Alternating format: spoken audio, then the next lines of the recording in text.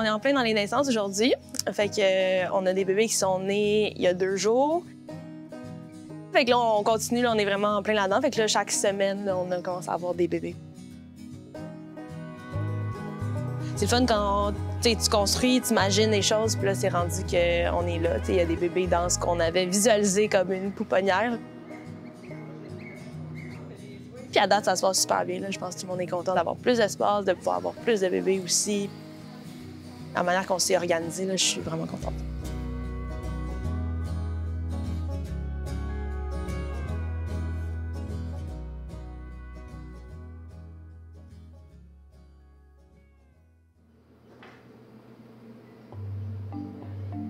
Linda, évidemment, c'est elle qui détient une bonne partie de l'expertise qu'elle a bâtie dans les 8 dernières années. Puis elles sont encore là cette année avec nous là, pour passer les connaissances au reste de l'équipe.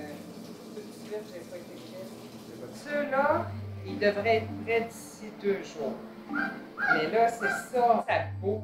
Là, on voit de quoi bouger. Voyez-vous, là? Ça, c'est sa tête qui bouge. Ouais. Là, il essaie de percer là, justement, pour sortir. Mais ça peut prendre jusqu'à 2 jours avant qu'il le fasse. Pour nous, là, c'était vraiment un projet d'amour. De laisser après autant d'années, c'est ça, pour nous, c'est un stress. C'est de là l'importance de donner tant de mentorat à Safia. Ça fait ça, tout le monde fait ça au 7 jours. Vu qu'on met à chaque semaine, on met une batch d'œufs. Ça fait au 7 jours, c'est le même rituel qu'on fait là, de mirer les œufs pour être sûr que tout est beau.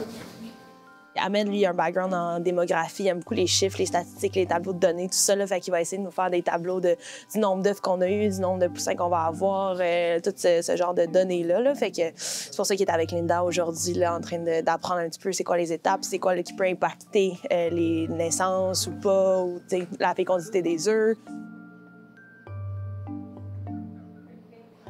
Lui, tu vois, il y a de quoi de bizarre. Là. Lui, il n'y a pas... Une bactérie, peut-être? Ouais. C'est bon, là, il y en a pas mal qui sont féconds. Ouais. C'est très bon. J'adore les stats, j'adore les maths, j'adore les chiffres, tout ce qui bouge. Alors, personne ne comprend pourquoi, mais j'aime ça.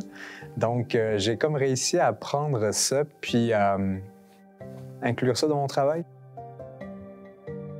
Je veux faire un suivi au niveau de la performance, de l'éclosion. Tu sais, mon but, au final, c'est d'optimiser tellement la vie, le bien-être des oies pour qu'elles puissent, en retour, t'offrir la meilleure production possible.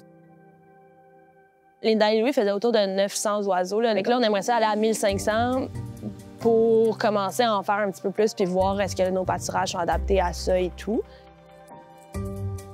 Ce qu'on s'est dit cette année, c'est pas de stress. On va essayer juste d'apprendre le plus possible de Louis et Linda, puis d'essayer d'avoir le plus d'oiseaux possible. Puis on verra qu'est-ce que ça donne. Puis l'année prochaine, on va pouvoir se faire un vrai plan de match basé sur l'expérience de cette année.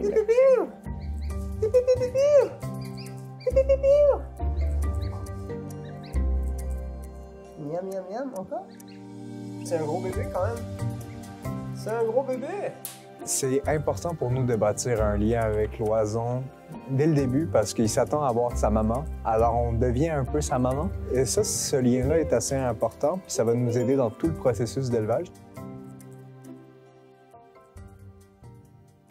En ce moment, Linda, c'est un peu comme une mentor pour moi. C'est toi le premier qui est sorti? Tu sais, elle a fait des éclosions pendant 8 ans, puis elle a toujours cette même passion, cette même amour pour chacun des oiseaux qu'elle aide à faire naître. Ses yeux pétillent, elle leur parle encore de la même manière, comme si c'était leur maman. Salut les petits bébés! Salut! Comment ça va mes petits bébés? Ouais, des beaux bébés. L'amour qu'on lui donne, ils te le rendent tellement bien là, que finalement, tu peux pas ne pas avoir d'interaction avec tes Venez amis. les bébés, venez-vous-en! Venez-vous-en les petits cocos! Viens! Wouh! Là, on s'en va au bar. Hein? Faut toutes les faire boire un après l'autre. Là, c'est le petit bar. C'est ça le bonheur d'avoir des animaux, tu sais, des traités comme ça. Tu vas-tu boire encore? On va boire encore. Hein? C'est bien important. S'ils boivent bien, après, ils sont bien partis. C'est un super beau modèle technique parce qu'elle m'apprend plein de choses, mais juste humainement, c'est précieux ce qu'elle fait pour nous.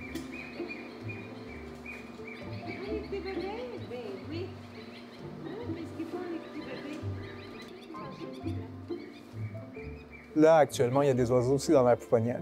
C'est des oiseaux qui ont entre 1 semaine à 2 semaines. Quand je rentre, elles sont hyper affectueuses. On continue de leur parler. Puis le plus on les socialise et le plus facile c'est de les élever parce qu'elles n'ont pas peur de nous. C'est des oiseaux qui deviennent moins stressés. On met aussi une petite radio de temps en temps. Ça, c'est vraiment pour pas qu'il y ait de silence puis qu'ils s'habituent un peu au bruit de la volière. C'est comme une petite berceuse avant de dormir des fois. Au réveil, il y a toujours un peu de musique pour les réactiver.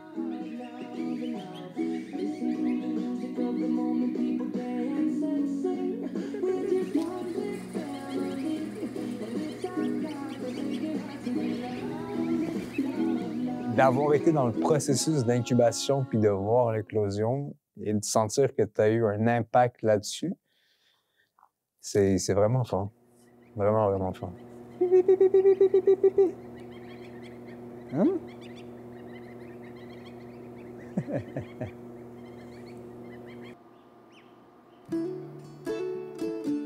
Je me voyais jamais travailler sur une ferme dans le passé.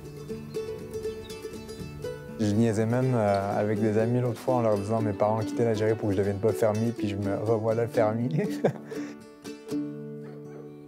Je faisais du bénévolat à ce moment-là au gîte le vendredi. Safia, c'était mon amie, donc ça me faisait plaisir de venir juste travailler, donner un coup de main le vendredi, c'était génial.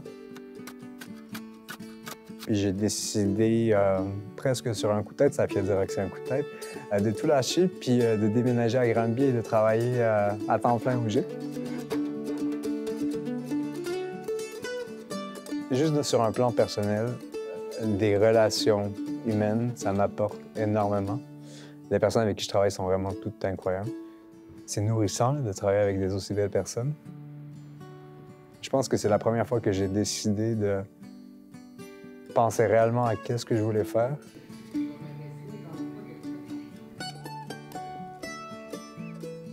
ça va, mais ça va. J'ai l'impression qu'on en a tous des petites opportunités comme ça dans la vie, puis à un moment donné, il faut juste que tu réalises que c'en est une, tu la saisisses, tu essaies de la faire éclore de la meilleure manière. C'est un peu ça, le gîte.